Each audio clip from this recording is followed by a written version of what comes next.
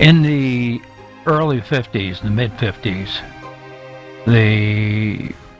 there was a real threat from the Soviet Union, and our country was afraid that there was a missile gap. There actually wasn't, but at that time we thought there was. And we were doing everything possible to get information to find out how good the Soviets really were and what they were doing. But it was terribly hard to do because they had a closed society. Lockheed built an airplane, U-2.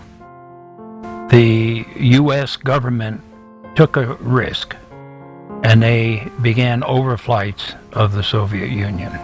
Now the U-2 had given some images, some pictures, which showed without very good resolution, but showed that there was activity down there that looked just like a missile launch site was being built. The flight that Gary Powers took was one of the first ones, if not the first one, that was going to go from south all the way across north and pick up bases that they had not seen before. We were primarily interested in the Soviet capability of their rocketry, and secondly, their Air Force, whether they had an Air Force capable of delivering nuclear weapons to the United States. Of course, Gary got shot down. There's some speculation that maybe he had a flame out at that high altitude and didn't get shot down, but nevertheless, he was captured. Terrible embarrassment to President Eisenhower. Can you imagine how red-faced he must have been, and for the whole country?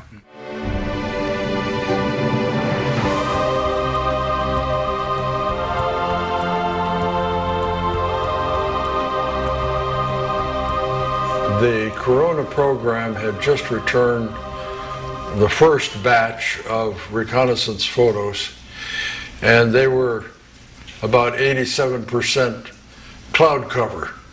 So they suddenly realized that you really needed a meteorological satellite to tell them where the clouds were so they wouldn't waste that limited Corona payload taking cloud pictures. At that time, we had a very new infant program to put satellites into orbit which would be able to take pictures. People realized right away when they were able to get this Corona program and actually take pictures of the enemy territory, so to speak. The big problem was if you spend all your effort taking pictures at a certain time and then it was nothing but cloud cover, it made the whole thing a loss. So the need for a meteorological satellite was absolutely clear. We found that we had a limited amount of film. The film was not infinite by any means. They usually would send the film back down after being filled, and we'd find that a large portion of the film was covered with clouds. Early Coronas did not have enough film just to wantonly waste it.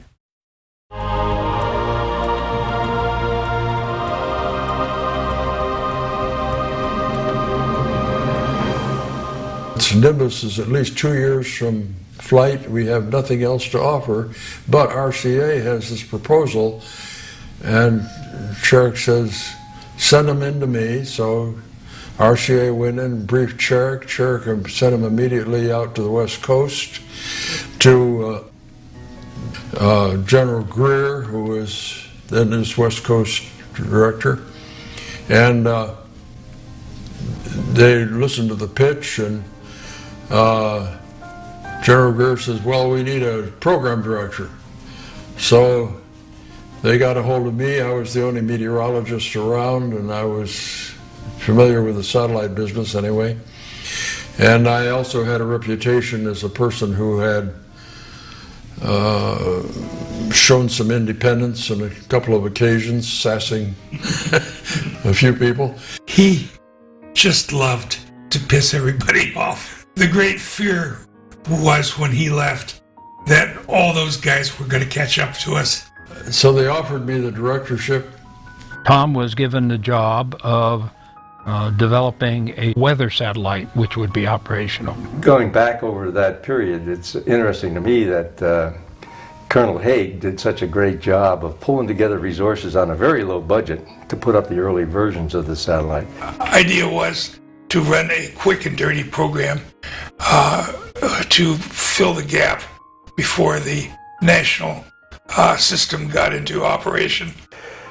He had authorization from some of the high-ranking people in the Air Force, but it was kind of separate outside of the normal systems, and he was kind of doing it on his own. We had an A1A priority, and we answered to nobody except Sherrick. So we had authority that was unbelievable, and we had priority. We just did things. And instead of being the gap fillers, we became the front runners. We pioneered the whole thing and became the model for what the national system should be. I reviewed about 35 or 40 personnel files. We picked 3 people. Tom and Jack got their pick of AFIT graduates fresh off the graduation ceremony. I didn't want people who had all good reports or all bad reports. I wanted people who had mixed reports, because those are the people who could think for themselves, had upset some supervisor and had pleased others.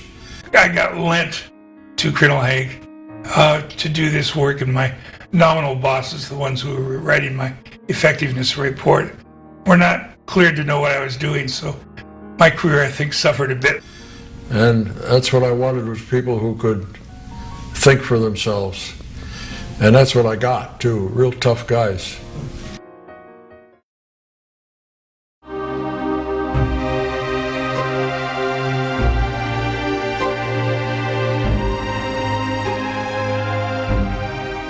He was also very intolerant of anything going wrong. If at any time during the program you can't complete it under budget and on schedule, you are to cancel the program at minimum cost to the government with no further direction. When the first structure was built, they built a prototype base plate. And I happened to be in the plant the day that they were going to shake the base plate. And it was put on a shaker. There was a high-speed video taken of it. And they started shaking that thing, and there was a cylinder that had supports that came out from it to support the base plate. Well, they started shaking it, and you could see this crack just develop right in that cylinder. So they had to stop. And the engineer who was responsible for that structure, his name was Joe Guaracini, he just broke down and cried because he was just fallen that his structure broke. Colonel Haig sent RCA a cure letter, which really got everybody's attention. Fix it or we're going to cancel the program, kind of thing.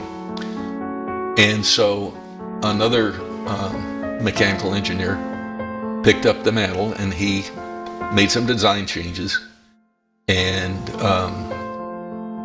the structure was reshaken, and it passed, and we did it in schedule. But that was an interesting time at the plant when that cure letter arrived. I remember once where I gave him my estimate of launch success for a particular, it was a scout launch, and I said, Colonel, I think we only have a 60% chance of this going right, best I can estimate here. And it went into the drink, and I had a little notebook I kept then, and I recorded, launch failed, boss pissed, all my fault.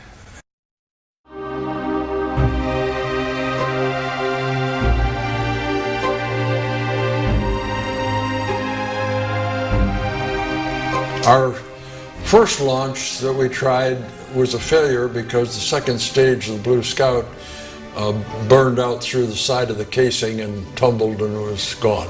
There was a piece of safety gear on between first and second stage that was not removed as it should have been.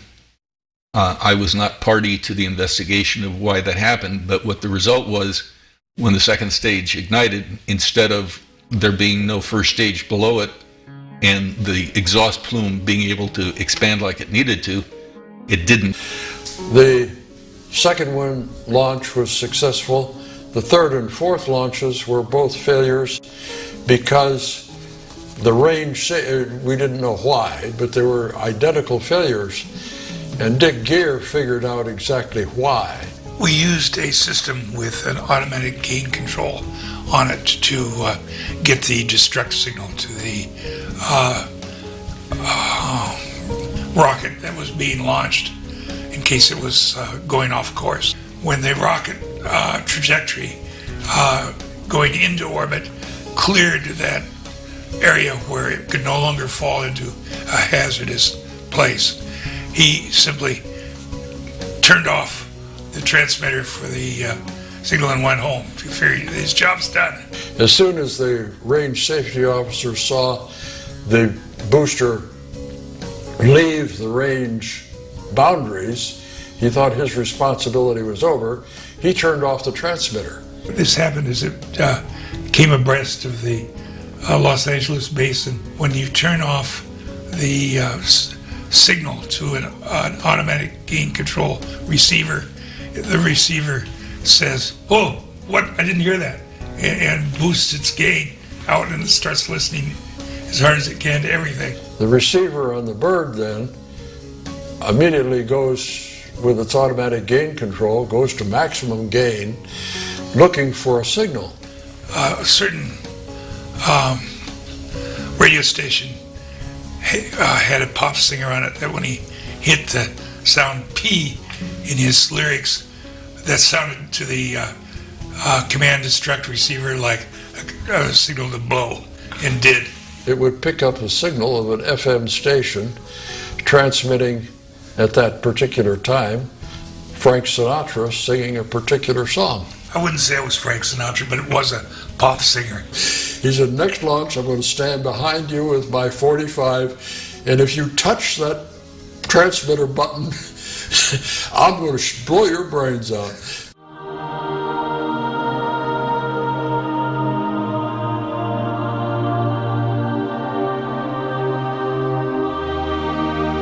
I had been down in the blockhouse for the first one when it blew up and everything. This time I decided I wasn't doing anything good in the blockhouse. I'd go up to the control center. And so Lou and I were up there. And the launch went off on schedule. And as far as we could tell from all of the radars in the launch site in the Vandenberg Point Aguelo area, we were in orbit. We knew that the fourth stage had burned because we got telemetry on that, and so we were in orbit. So when the satellite went down then, within range of the Corona station on the tip of South America, and they did not pick it up. We were not particularly disturbed, although I was a little upset, but they should have been able to pick it up. But they were a brand new crew. The station had just been put into operation. They were a brand new crew, and I don't think they even knew how to turn the equipment on. But anyway, they reported back, couldn't find it. We were the first thing that station had tried to work with, so the fact they didn't try to find us was not very disturbing. Satellite went around. The next one was the New Boston station, was supposed to pick it up, and they missed it. Now that was disturbing.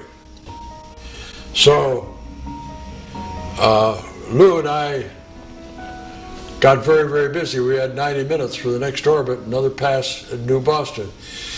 And so Lou is a mathematician, and a very good one. And he started working real fast with pencil paper, and he had a Marchant, one of those old mechanical, it looks like a cash register, you know, calculators. And I had my slide rule. And I did what he told me to do. I would make simple calculations on the slide rule. He was running that Marchant, just burning it up, calculating. What we did during that 90 minutes was, Lou, well, we had some information about some of the characteristics of an injection from orbit from a Scout. The orbit we flew pushed the Scout to its maximum. He did get support from NASA for the rocket to put the satellite up, but that was marginal support. They gave him this Scout rocket, which I believe NASA put that rocket together, but they did not have the infrastructure to make sure that the reliability was kept up and the thing was constantly engineered so that they could take care of problems. As a result, there were quite a few failures with the Scout early, and that was another obstacle that Colonel Lee had to overcome in order to get his satellites up. The Scout, remember, the fourth stage is burned up, or spun up rather, using the third stage, which is stabilized with a guidance system, as base, and it's spun up and then it's fired. We had to spin balance the combination of the satellite and the rocket motor because it got spun up just before it separated from the fourth stage. From the third stage of the Scout rocket, and then the satellite separated from that. It was spinning at about 180 RPM. The satellite had some devices which were deployed to bring it down to the speed that was desired. Quite frequently,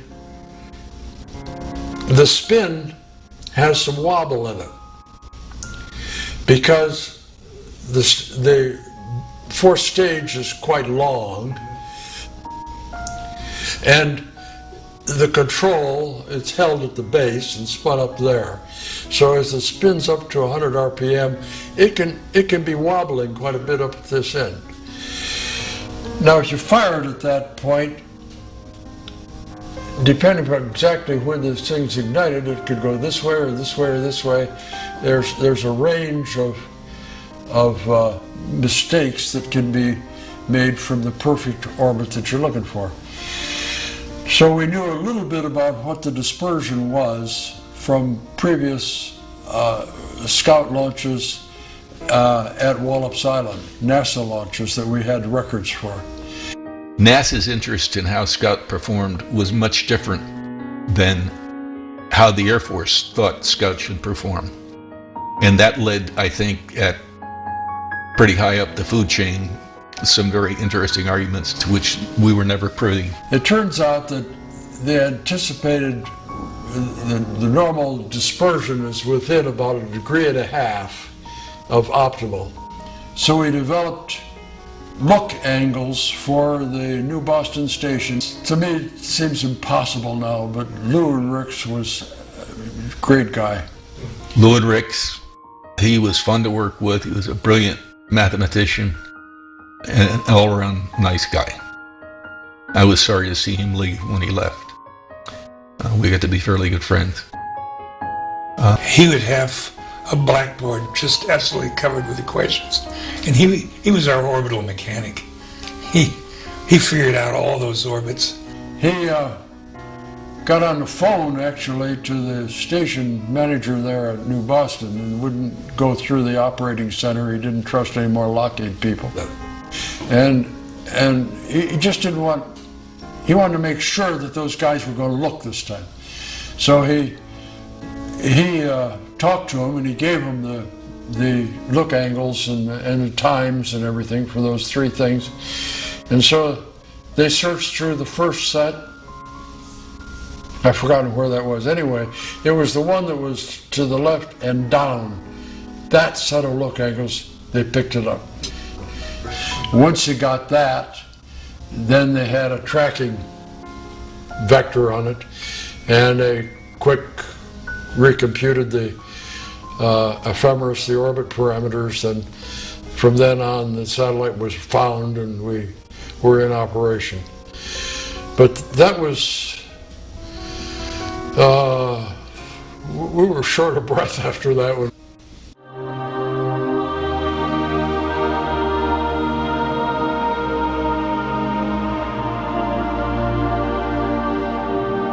At the same time, RCA also discovered that the satellite's spin axis precessed due to the currents in the spacecraft itself, creating a magnetic field which interacted with the Earth's magnetic field and caused the spin axis to precess. What he did was fairly simple. When you think about it now, at the time, of course, it was revolutionary. It was an ingenious satellite because it was a LEO, low Earth orbit kind of thing, only about 400 to 500 miles high. So they said, wow, why don't we do that on purpose? The system was a derivative of the technology used for the NASA's TAROS program. The NASA TAROS satellite was the main axis of the satellite was in the plane of the orbit. The SPO decided that that was not what they wanted. What they wanted was the axis of the satellite to be perpendicular to the orbit, to the plane of the orbit. And they developed this whole plan of a satellite operating in a spin stabilized in a cartwheel or wheel fashion. The satellite rolled along its orbit like a tire on a road, where it would be pointing at the Earth each revolution. There were systems on the satellite that detected, as the satellite rotated, the crossing of the Earth to space interface. Every time the spacecraft looked at a horizon as it was spinning, you'd know what you were seeing, the horizon, because of the IR signature. And as he famously pointed out, you know, IR sensors are easy. You could make an IR sensor out of chewing gum. And then based on the rate of spin, you could calculate when the camera was pointing down and you tripped the shutter. It worked very well. And they could keep the satellite oriented with its spin axis perpendicular to the orbit plane by torquing it against the Earth's magnetic field. It made all the sense in the world. I mean, you've got the Earth is an electromagnet. It's got lines of force, and so it's there to be used. And that was the proposal which they had tried to sell to NASA. Dave Johnson, who was heading up the satellite business for the Weather Bureau, loved the idea, but NASA was at that time totally preoccupied with the Nimbus program and would not even entertain a suggestion of any other program. We were very simple-minded.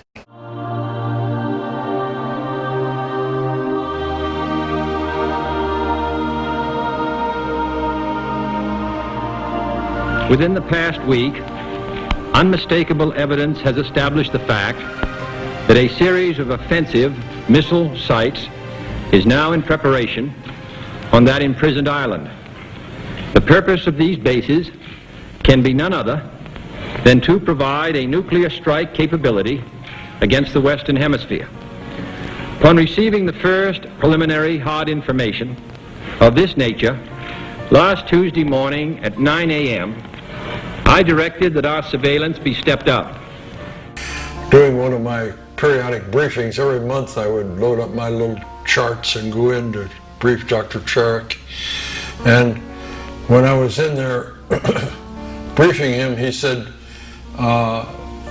is there any possibility that you could provide cloud cover pictures over Cuba to the people down at Homestead Air Force Base? The adventure in Florida started out as a trip to Homestead, but by the time all the people that were involved got it straightened out, we ended up being in Eglin Air Force Base. I said, well, yes, the satellite has the capability. Let me see if I can get the ground equipment. And I said, I'll be back in about a half an hour and give you the answer. So I got on the telephone. I called a good friend of mine who was the chief engineer at Radiation Incorporated down in Florida, made good antennas, and asked him whether they had a 3-axis mount with an antenna that they could get to Homestead Air Force Base in 24 hours. Yes, they could. So I gave him the specifications for the feed on the antenna, frequency and noise figure and all that stuff. Then I called Charlie Croft out in my program office and said, Charlie, get RCA to move the launch checkout van, the one that checked out the satellite before launch. Get that, get a C-30, 130 aircraft out there, load that van in there with 2 RCA technicians capable of operating the ground station, and have it by noon tomorrow. And he said, Bill, when can you have your van full of launch equipment ready to take a little trip? I said, well, I'll need 2 or 3 days. He says, there'll be a truck in front of your building at 10 o'clock tomorrow morning to pick you up, take you to the airfield. Charlie was the kind of a guy who loved that sort of a challenge. He said, okay, boss, have it all done. And he did. Charlie Croft was an interesting guy. I think that he and Haig made a wonderful team. Haig had the ideas, he had the drive, he had whatever you want to call it. Charlie made it happen. I got a hold of the General Mormon, who was then the commander of Air Weather Service. Told him I didn't know the weather station person, but would he please contact them and tell them what was going on, explain it all to General Mormon. He said, sure, he'd take care of that. So I called Ernie Vallis down at our LA office, and I said, Ernie, I need help. You want to take a trip? Get up here tonight. We got some things to do. I went back into Charik and said, sir, we'll have the station, the equipment all will be there by noon tomorrow, and by the next morning we should be able to supply the weather station with images over Cuba. By the end of that, we quit about 9 o'clock at night. We were beat. We had to go find a hotel, put our bodies down, sleep. We were back early the next morning. So it happened rapidly, but it wasn't 2 days. He said, okay, do it. So I said, yes, sir, it was already done. And it all happened just like it was planned. Everybody performed beautifully, and the station was up and operating within 48 hours, a little less than 48 hours from the time I was in Charik's office. So we started cabling things up, and then, oops, the light went on. How are we going to talk to the spacecraft? We don't have a command transmitter. We had a 5-watt transmitter, which was not going to get the job done. I'd gotten leave to go off and be best man at my brother's wedding at that time. And I went through a town and saw a newspaper on the stand, and the headline, I thought, oh. And I called back to the office and said, am I due back? And they said, yeah, your leave's canceled, you're AWOL. Get your ass on a plane. So Ernie got in the car and met the major in the base, and they went to a warehouse, which we didn't think about it at the time, but it was not a temperature-controlled warehouse. And there was a row of ground-to-air traffic control transmitters there that operated on the frequencies. So Ernie picked out what looked like the best one to him, had a truck loaded up, hauled it back out, and we put it in the van. It was a kilowatt transmitter. And then we said, well, we have an antenna problem. We didn't have one. And there was no way to feed an uplink signal through the big tracking dish. So I called the program manager for RCA up in New Jersey, and I said, can you get a fellow named Fred Sicati down here to help us out? And he apparently had been briefed by either Croft or Colonel Haig to give us support for what we need. So that night, Fred ended up down there, and we talked about the problem. So the next morning, Ernie and Fred went to the local Radio Shack and bought a pair of Yagis that operated on a frequency that we could use. And they took the two things, fastened them together so that they were crossed, made a balun, which gave us circular polarization. And then the next question came, how are we going to put this on the antenna? So somebody said, well, why don't we just weld it to the edge of the antenna to the big dish? The Vitro people got very excited, so we had to call the major. The major said, if they need to weld something to your dish, we'll weld it and take care of it later. And first pictures that came in showed the cloud cover over Cuba. Now at that time they had a fighter aircraft specially equipped with side-looking cameras on the runway, waiting for an opportunity to go take close-up pictures of the launch sites that were being built in Cuba. But they didn't have any weather information, and so they hadn't put the airplane up. That was shortly after, just before that, a couple of days, they had shot down a U-2 over Cuba, so they were being very careful about this fighter. Anyway, the first set of pictures they had showed that the launch sites were covered with clouds, but that there was a break in the clouds that would be moving over the area sometime. Well, the satellite made another pass, and on the next pass they could still get direct readout. So they had two sets of pictures over Cuba 90 minutes apart, and it showed the rate of motion of the clouds, so they were able to predict when this break of the clouds would occur over the launch site. And they set it up and they launched the fighter to hit right over the launch site exactly when that hole in the clouds occurred, and it all came out perfectly. The guy did the flight right on the deck, 500 feet or so over the water, until he was within sight of the island, popped up to about 5,000 feet, went zooming right over the launch site before anybody could ever get an anti-aircraft gun manned, got all his pictures, and they fired a lot of shots at his tail, but he was gone. And circled around, came back and landed 4 hours after he'd taken the pictures. They were in Washington in the president's hand. The whole system worked very, very rapidly. And the pictures were the ones that later that same day he was in New York in the UN showing the pictures to the world.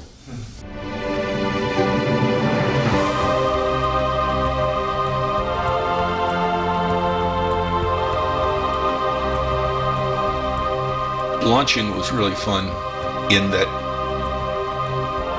you know, the people who are associated with getting the launch done are focused on, let's get it off the ground, let's make sure that things work right. But once it gets to orbit, you're left with, if you're in the launch part, you're kind of left with the feeling that's the orbital people's problems now. I don't remember exactly which one of the launches it was, but it was an early one. We were underground and with concrete on top of us and looking out through some periscopes at this site, but very close. The countdown went quite normally. We got down to the point where the engine start signal was given, and the engine started and then shut down. The wind came along and blew the smoke away, and the launch vehicle was still sitting there. He had what's called a misfire, and it's a very dangerous situation because you have a rocket full of propellant The rocket's not tied to the launch mount by their little screw devices. So somebody had to go out there and safe things. Senior Master Sergeant Roger Stovall. And so the red team, led by Sergeant Stovall, went out and did the safing. The SAC crew worked on it all night and all morning. I went back and went to sleep, and when I woke up, checked in to see what it was, and they said, well, they found out what the problem is, they're going to fix it. Should we go tonight? If you do this and you don't have some humor in what you do, you're in big trouble. It was my decision, even though I had a SAC full colonel there. So one of my technicians got the 3 of the inside cardboard rollers from rolls of strip chart, and they were about, maybe 18 inches long, about 1.5 inches in diameter. He taped them together, sprayed them with red paint, wrapped black tape around them, had a thing that looked like a fuse, and so he said, why don't you put this on the launch director's console tomorrow night? So I said, okay, I can do that. So I did that, and it got a good laugh. That night, we counted that missile down, and the spacecraft had a problem. So we had to abort. So the next day, I come in to my console, and on it is somebody's teddy bear with a little sign that says mea culpa. Well, it was a hell of a lot of fun. It really was. And We had a lot of fun. You know, satellites are really the best toy ever invented to play with.